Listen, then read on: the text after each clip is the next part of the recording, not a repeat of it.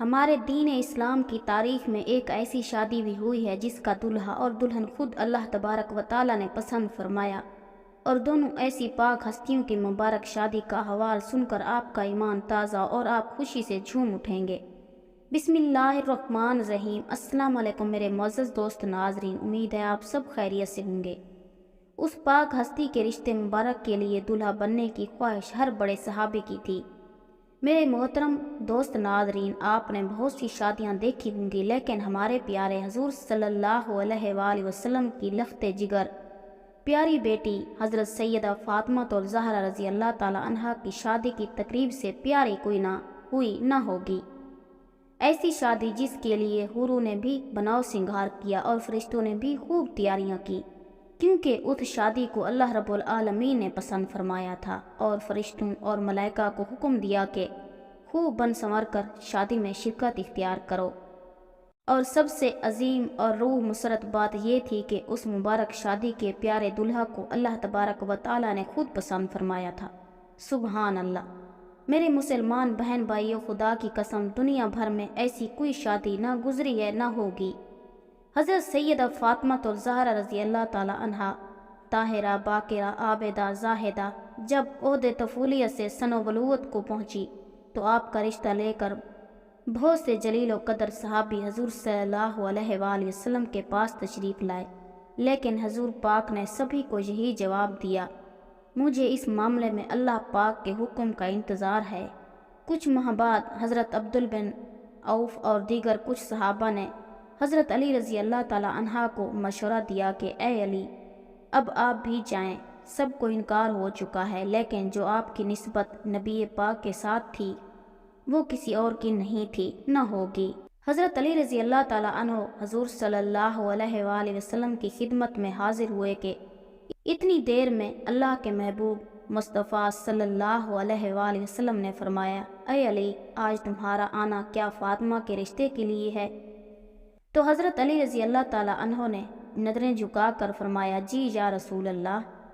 حضور صلی اللہ علیہ وآلہ وسلم نے فرمایا کہ مجھے جبرائیل علیہ السلام نے بھی پہلے ہی خبر دے دی ہے کہ یہ رشتہ اللہ رب العالمین نے پسند فرمایا۔ سبحان اللہ۔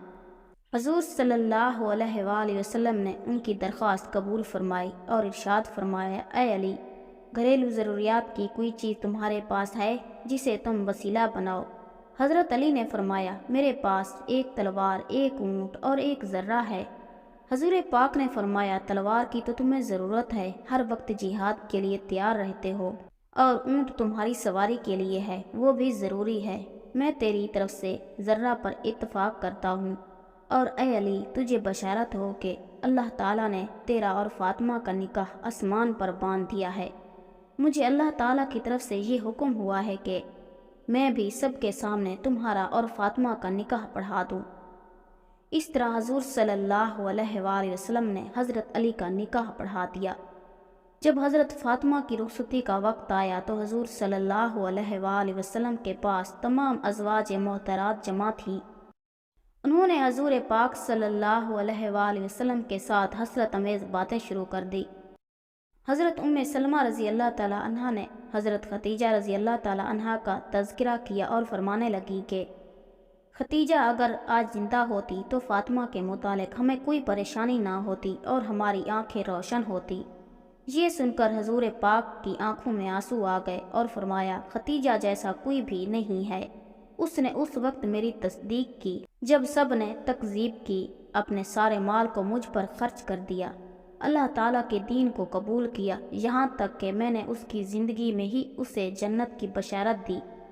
پیغمبر نے ہجرت کے دوسرے سال پہلی ذی الحج کو حضرت فاطمہ کو سیدنا علی کے گھر بھیجا، اس لیے شادی اور نکاح کے درمیان تقریباً 10 مہینے کا فاصلہ تھا۔ شاید نکاح کا صیغہ جلدی پڑنے کی وجہ یہ تھی کہ دوسرے رشتے مانگنے والے لوگوں کے لیے جواب واضح ہو جائے، اور شادی کی دیر کرنے کی وجہ یہ تھی کہ فاطمہ جسمانی اور راشد نما کے لحاظ سے بہتر ہو جائیں۔ خاتون جنت کا جہیز، آقائے دونوں عالم کے مالک و مختار حضور صلی اللہ علیہ وآلہ وسلم نے شہزادی اسلام حضرت بی بی فاطمہ رضی اللہ تعالی عنہا کو جہیز میں جو سامان دیا اس کی تفصیل یہ ہے۔ ایک کملی یعنی چادر، کھجور کے بان کی ایک چارپائی، چمڑے کا گدا جس میں روئی کی جگہ کھجور کی چھال بھری ہوئی تھی، ایک چھاگل، ایک مشک، 2 چکیاں، 2 مٹی کے گھڑے۔ حضرت علی حضرت ام ایمن کے ساتھ حضور صلی اللہ علیہ وآلہ وسلم کی خدمت میں حاضر ہوئے۔ حضرت علی فرماتے ہیں کہ حضور پاک نے مجھ سے پوچھا، کیا تم زوجہ کے ساتھ رہنا چاہتے ہو؟ میں نے عرض کیا، جی یا رسول اللہ۔ آپ صلی اللہ علیہ وآلہ وسلم نے ارشاد فرمایا، بڑی محبت و عزت سے انشاءاللہ آج رات سے تم اپنی زوجہ کے ساتھ رہا کرو گے۔ رخصتی کی رات حضور صلی اللہ علیہ وآلہ وسلم نے اپنی لخت جگر کو ایک نیا جوڑا عطا فرمایا۔ حضرت علی رضی اللہ تعالیٰ عنہ حضرت فاطمہ سے محبت بھری گفتگو کرنے لگے، یہاں تک کہ جب رات کا اندھیرا چھا گیا تو فاطمہ رونے لگی۔ حضرت علی نے پوچھا، اے تمام عورتوں کی سردار، کیا آپ خوش نہیں ہیں کہ میں آپ کا شوہر ہوں اور آپ میری بیوی ہیں؟ کہنے لگی، میں کیوں راضی نہ ہوں، آپ تو میری رضا بلکہ اس سے بھی بڑھ کر ہیں۔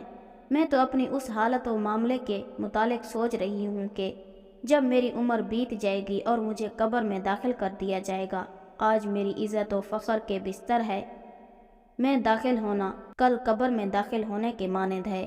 آج رات ہم اپنے رب کی بارگاہ میں کھڑے ہو کر عبادت کریں گے کہ وہی عبادت کا زیادہ حق رکھتا ہے۔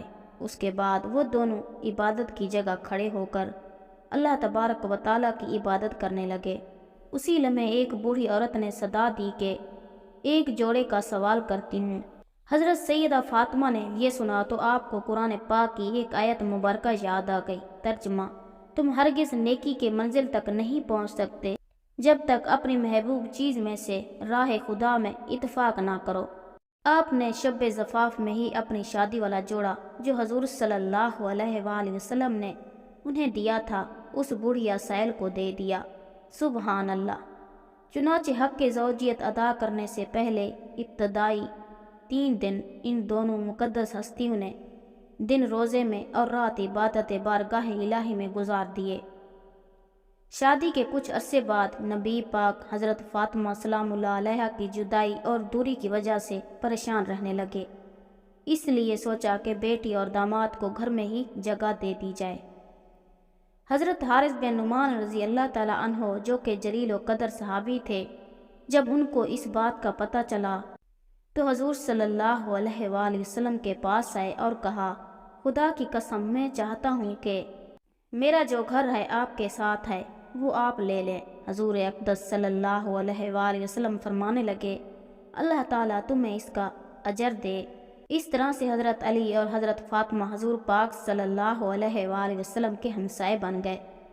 ہم اللہ رب العالمین سے دعا گو ہیں کہ ان کی پاک ہستیوں کی زندگی مبارک کو دیکھ کر ان کے بتائے ہوئے راستوں پر چلنے کی توفیق عطا فرمائے، آمین یا رب العالمین۔ جی تو میرے معزز دوست ناظرین، امید ہے آپ لوگوں کو یہ ہماری ویڈیو پسند آئی ہوگی۔ اگر پسند آئے تو چینل کو سبسکرائب کریں اور ہماری ویڈیو کو لائک کریں۔ تب تک کے لیے اللہ حافظ۔